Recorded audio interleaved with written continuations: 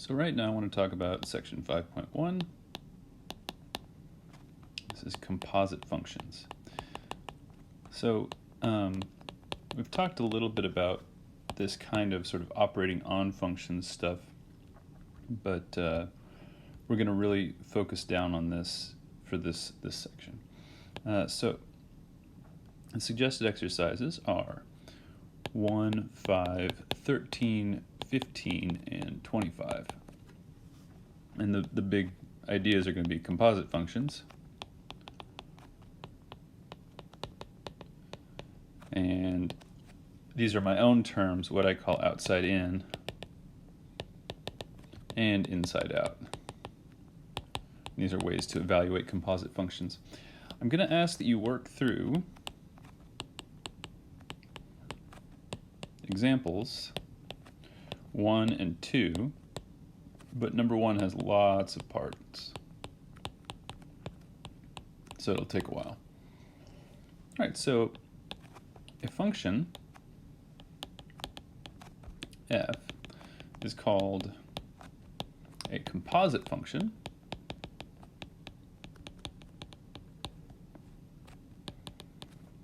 if f of x equals g composed with h of x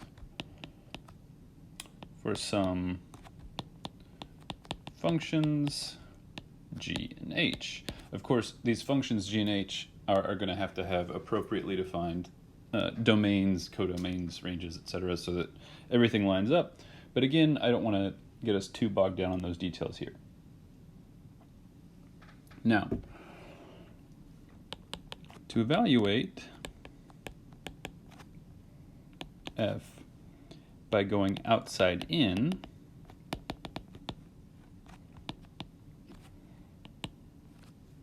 we write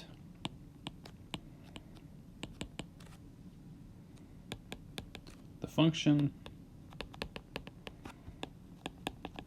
g of x, but with the expression h of x in place of x. Okay, this will make more sense once we start doing it. Now, to evaluate f inside out,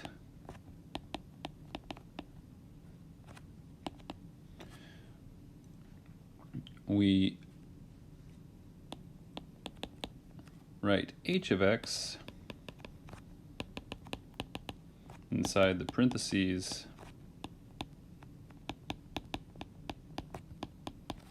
of g and put that expression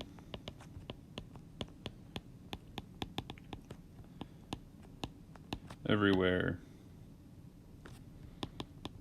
the x was in the definition of g of x.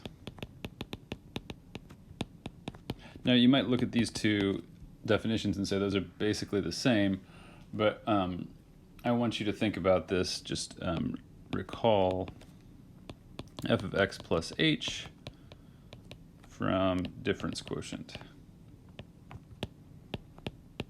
Okay, so think about how we put x plus h everywhere that we had previously had an x. So in order to sort of illustrate this, let's do an example. Let's let f of x equal to x minus 1, g of x equal x squared, and let's evaluate f composed with g and g composed with f, and we'll do, let's do f composed with g, but let's evaluate it both outside in and inside out.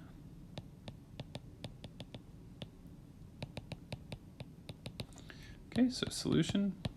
So just to give you an example of what I mean by outside in or inside out.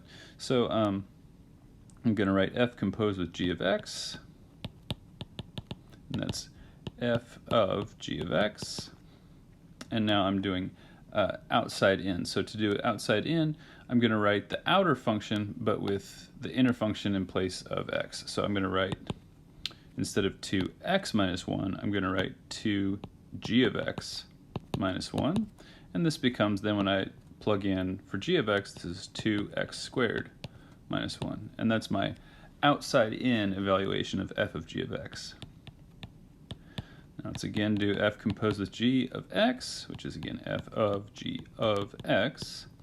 But we're going to do this one inside out. So what I'm going to do is I'm going to write f of, and where I have g of x, I'm going to write the definition for g of x, which is x squared.